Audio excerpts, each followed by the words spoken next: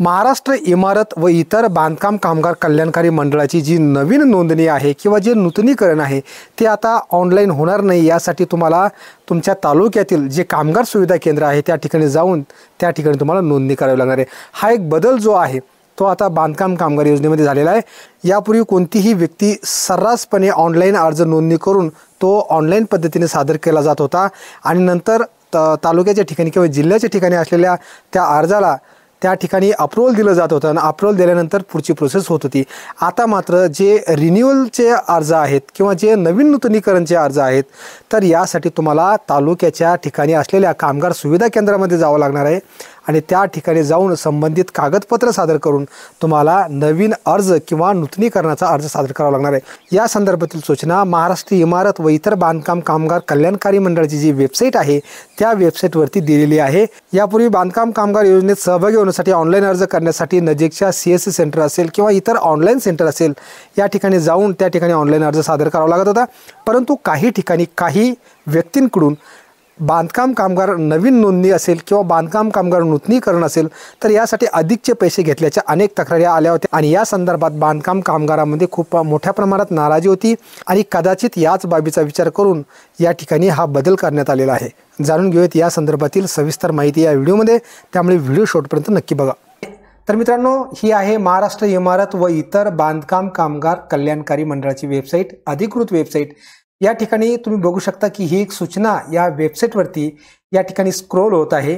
नव्याने नोंदणी नूतनीकरण अर्ज संगणक प्रणालीवर सादर करण्याकरता संबंधित बांधकाम कामगारांनी आपल्या मूळ कागदपत्रांसह नजीकच्या तालुका कामगार सुविधा केंद्रात उपस्थित राहावे। तर मित्रांनो, यापुढे प्रत्येक तालुक्याच्या ठिकाणी एक कामगार सुविधा केंद्र उपलब्ध करून दिलं जाणार आहे आणि त्या ठिकाणी जाऊन बांधकाम कामगारांना आपली नोंदणी करावी लागणार आहे किंवा ज्यांची नोंदणी झालेली असेल आणि आता त्यांना नूतनीकरण करायचं असेल, रिन्यू करायचं असेल तर तरी देखील तुम्हाला आता तुमच्या तालुक्याच्या ठिकाणी जे कामगार सुविधा केंद्र आहे तर त्या ठिकाणी उपस्थित राहावं लागणार आहे मूळ कागदपत्रासह। आता तुम्ही जर नवीन या ठिकाणी तुम्ही जर बांधकाम कामगार असाल आणि तुम्हाला तुमची नोंदणी करायची असेल तर या ठिकाणी काही इन्स्ट्रक्शन्स दिलेल्या आहेत, काही सूचना दिलेल्या आहेत, त्या या ठिकाणी तुम्ही बघू शकता। कन्स्ट्रक्शन वर्कर रजिस्ट्रेशन या पर्यायावरती क्लिक केल्यानंतर या ठिकाणी तुम्हाला सविस्तर माहिती मिळणार आहे। हे बघा,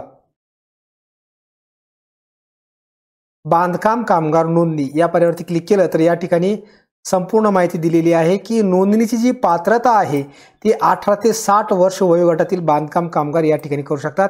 मागील 12 महिन्यामध्ये 90 दिवसांपेक्षा जास्त दिवस बांधकाम कामगार म्हणून काम केलेले कामगार नवीन बांधकाम कामगार नोंदणीसाठी पात्र असणार आहेत। आणि जी कागदपत्रे लागणार आहेत तर ती कोणकोणती लागणार आहेत? वयाचा पुरावा, 90 दिवसाचे काम केल्याचे प्रमाणपत्र, रहिवासी पुरावा, ओळखपत्र पुरावा, पासपोर्ट आकाराचे 3 फोटो आणि ही जी नोंदणी फी आहे तर ती ₹1 आहे। आता या कागदपत्रामधील सगळ्यात महत्त्वाचं जे कागदपत्र आहे ते आहे 90 दिवस काम केल्याचं प्रमाणपत्र। तर या प्रमाणपत्रावर तुम्हाला तुमच्या गावातील ग्रामसेवक आणि तुम्ही ज्या ठिकाणी काम करत आहात तर त्या ठिकाणी जे गव्हर्नमेंट कॉन्ट्रॅक्टर असतात त्यांचा सही शिक्का आणि ग्रामसेवकाचा सही शिक्का या ठिकाणी तुम्हाला लागणार आहे। हे सर्व कागदपत्रे सोबत घेऊन तुम्हाला तुमच्या तालुक्यातील जे कामगार सुविधा केंद्र आहे तर या कामगार सुविधा केंद्रामध्ये उपस्थित राहून त्या ठिकाणी तुम्हाला ऑनलाईन अर्ज करता येणार आहे। अशा प्रकारचं हे 90 दिवस काम केल्याचं प्रमाणपत्र असतं।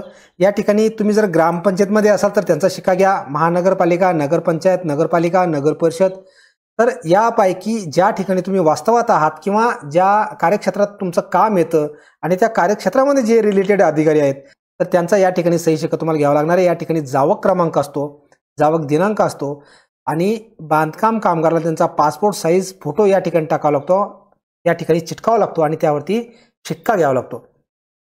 आणि बाकीची जी माहिती आहे तर ती या ठिकाणी तुम्ही वाचून घ्या। अधिकाऱ्याचं नाव, पद, तालुका, जिल्हा, पिनकोड, संपर्क क्रमांक, त्यानंतर ही सर्व माहिती भरल्यानंतर या ठिकाणी प्राधिकृत अधिकाऱ्यांची सही व शिक्का, स्वयं घोषणापत्र देखील असतं। जे अर्जदार आहेत त्यांचं नाव, त्यानंतर आधार क्रमांक, व्यवसाय आणि या ठिकाणी ठिकाण, दिनांक, अर्जदाराची सही, अर्जदाराचे नाव। तर अशा पद्धतीचे हे कागदपत्र आहे. याच्यामध्ये 90 दिवसाचं जे सर्टिफिकेट आहे ते तुम्ही या ठिकाणी बघून घ्या. या व्हिडिओच्या डिस्क्रिप्शन बॉक्समध्ये कमेंट्समध्ये कुठेतरी त्या ठिकाणी मी एक लिंक देईल, त्या लिंकवरती क्लिक करून तुम्ही हे सर्टिफिकेट डाउनलोड करू शकता. तर अशा पद्धतीने सगळ्यात महत्त्वाचा जो बदल झालेला आहे बांधकाम कामगार योजनेमध्ये, तर तो आता असा झालेला आहे की ऑनलाईन अर्ज करताना तुम्हाला तुमच्या तालुक्याच्या कामगार सुविधा केंद्रातच उपस्थित राहून त्या ठिकाणी ऑनलाईन अर्ज करता येणार आहे. धन्यवाद.